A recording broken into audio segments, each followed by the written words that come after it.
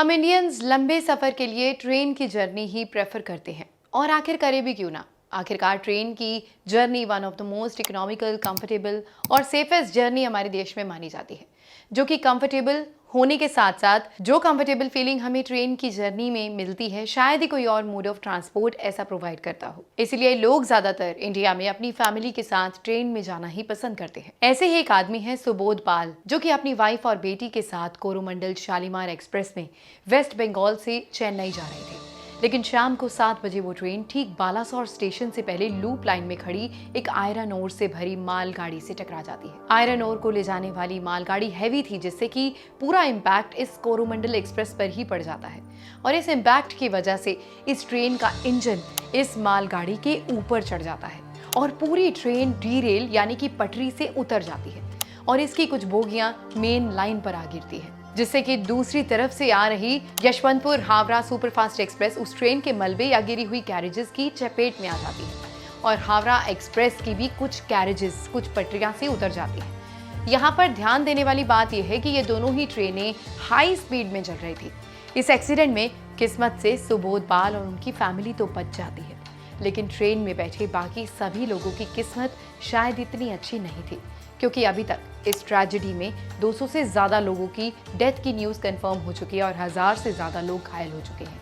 दिन ब दिन ये आंकड़ा बढ़ता जा रहा है और क्रश्ड बोगियों में अभी तक बहुत से लोग फंसे हुए हैं। वैसे बस, कार या कोई भी पब्लिक ट्रांसपोर्ट का कोई भी एक्सीडेंट होता है तो ब्लेम उस व्हीकल के ड्राइवर, ओनर या फिर हैंडलर और ज़्यादा एक्सट्रीम केसेस में रोड कंडीशंस पर ही इंडिया में डाल दिया जाता है। लेकिन जहाँ पर बात आती है इंडियन रेलवेज की, तो किसी भी ट्रेजेडी के टाइम पर पूरा ब्लेम सिस्टम को किया जाता है और कहीं ना कहीं ये ब्लेम जस्टिफाइड भी होता है, क्योंकि ओनली एक ट्रेन एक्सीडेंट या ट्रेजेडी की वजह से लाखों जिंदगियों पर उसका असर पड़ता है। अगर बात करें इस ट्रेजेडी की, तो खाली इस अकेले एक्सीडेंट की वजह से अभी तक 58 ट्रेन्स को कैंसिल और 81 ट्रेन्स को डाइवर्ट किया गया है। ये एक्सीडेंट इंडियन रेलवेज की सेफ्टी पर कड़े सवाल खड़ा करता है, क्योंकि इंडियन रेलवेज की सबसे पहली प्रायोरिटी उसमें ट्रैवल कर रहे पैसेंजर्स की सेफ्टी ही है। इन्वेस्टिगेशन ऑफ दिस एक्सीडेंट, वैसे ऑफिशियली एक्सीडेंट की असली वजह अभी तक सामने नहीं आई है, लेकिन फिर भी एक्सीडेंट की इन्वेस्टिगेशन में अभी तक ये सामने आया है कि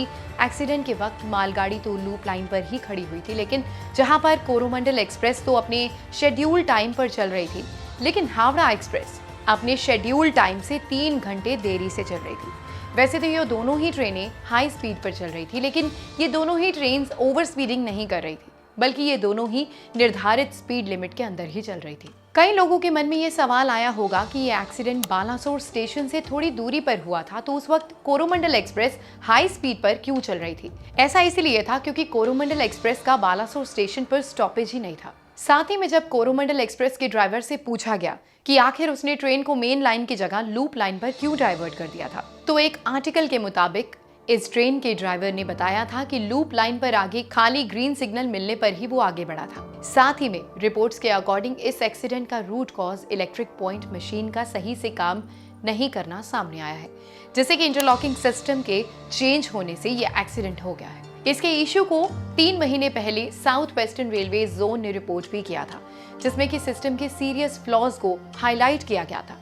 वैसे भी इस एक्सीडेंट पर कुछ लोगों का ये आर्ग्यूमेंट था कि अगर इस एक्सीडेंट के वक्त कवच टेक्नोलॉजी अवेलेबल होती तो शायद इस एक्सीडेंट को टाला जा सकता था। लेकिन इस आर्ग्यूमेंट में कूदने से पहले आइए जान लेते हैं आखिर इस टेक्नोलॉजी का यूज क्या है और ये टेक्नोलॉजी कैसे इंडियन रेलवेज के लिए बेनिफिशियल हो सकती है, और क्या और ट्रेन्स में भी कवच टेक्नोलॉजी को यूज किया गया है। कवच इंडिया के एक ऑटोमेटिक ट्रेन प्रोडक्शन सिस्टम हमारे पीएम मोदी जी ने आत्मनिर्भर भारत के अंतर्गत होने वाला एक इनिशिएटिव है, जो कि सेम लाइन पर किसी दूसरी ट्रेन आने पर ट्रेन की स्पीड को कंट्रोल या फिर जरूरत पड़ने पर ऑटोमेटिक ब्रेकिंग करता है, जिसको कि 2022 के बजट में पहली बार अनाउंस किया गया था।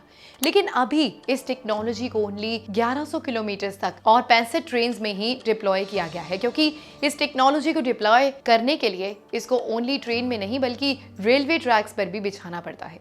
ये टेक्नोलॉजी कोहरे और खराब वेदर में काफी इफेक्टिव रहती है, जहां पर लोकोमोटिव ड्राइवर कम विजिबिलिटी की वजह से सिग्नल को सही से देख नहीं पाते हैं। लेकिन क्या इस बात का ये मतलब है कि इंडियन रेलवेज अपने पैसेंजर्स की सेफ्टी पर बिल्कुल भी ध्यान नहीं देता है?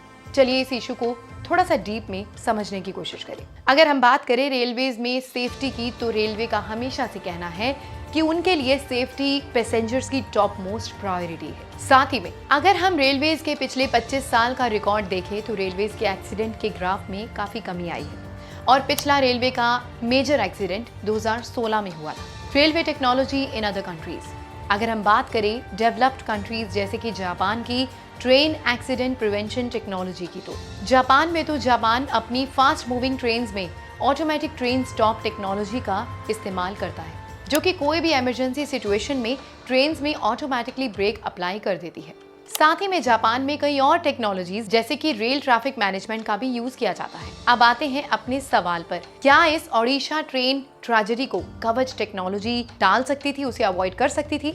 तो इस पर रेलवे ऑफिशियल्स का कहना था कि कवच टेक्नोलॉजी एक बार को इस एक्सीडेंट को रोक सकती थी, लेकिन इस केस में ध्यान देने वाली बात यह है कि मेन लाइन चेंज करने पर जब ट्रेन लूप लाइन पर डाइवर्ट हुई थी तो उसके सामने मालगाड़ी के रूप में ऑब्स्ट्रक्शन उसके सामने पहले से ही खड़ी हुई थी और दुनिया में ऐसी कोई टेक्नोलॉजी नहीं है जो कि एक हाई स्पीड ट्रेन को एकदम से रोक सके। अगर दूसरे शब्दों में कहें तो यहाँ पर कवच टेक्नोलॉजी भी इतनी कारगर साबित नहीं होती, क्योंकि यहाँ पर दोष सिग्नल सिस्टम का था और ड्राइवर ने उसे फॉलो किया।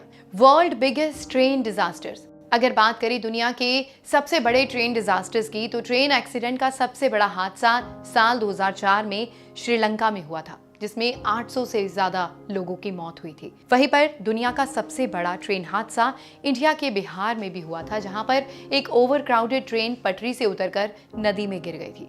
इस हादसे में भी करीब 800 लोगों की मौतें हुई थी। वैसे तो इंडिया का रेलवे वर्ल्ड का 4th लार्जेस्ट रेलवे नेटवर्क है, लेकिन साल 1980 से वर्ल्ड के मेजर ट्रेन एक्सीडेंट को देखें तो वर्ल्ड के 14 मेजर ट्रेन एक्सीडेंट में से 5 तो इंडिया में ही हुए हैं। तो चाहे वो 1995 में हुआ फिरोजाबाद ट्रेन हादसा हो या फिर 1999 में हुआ ट्रेन डिजास्टर, इन दोनों ही एक्सीडेंट्स में 300 से भी ज्यादा लोगों की डेथ को रिपोर्ट किया गया था। अगर हम इंडिया में हुए पुरानी ट्रेन एक्सीडेंट्स को भी देखें तो ज्यादातर एक्सीडेंट ट्रेन ड्राइवर के सिग्नल ना देखने की वजह से हुए हैं, जो कि ज्यादातर घने कोहरे की वजह से होते हैं और सरकार ने इस प्रॉब्लम को देखते हुए कवच टेक्नोलॉजी को इंट्रोड्यूस किया था। लेकिन अगर हम वापस आए इस पर्टिकुलर ओडिशा ट्रेजेडी पर, तो ये एक्सीडेंट खाली नेग्लिजेंस का नतीजा अभी तक दिखाई दे रहा है, क्योंकि 3 महीने पहले खराब इंटरलॉकिंग सिस्टम को रिपोर्ट किया गया था, लेकिन इस पर कोई एक्शन नहीं लिया गया। अगर वक्त रहते इस इशू पर काम किया गया होता तो शायद ये एक्सीडेंट आज नहीं हुआ होता। फिलहाल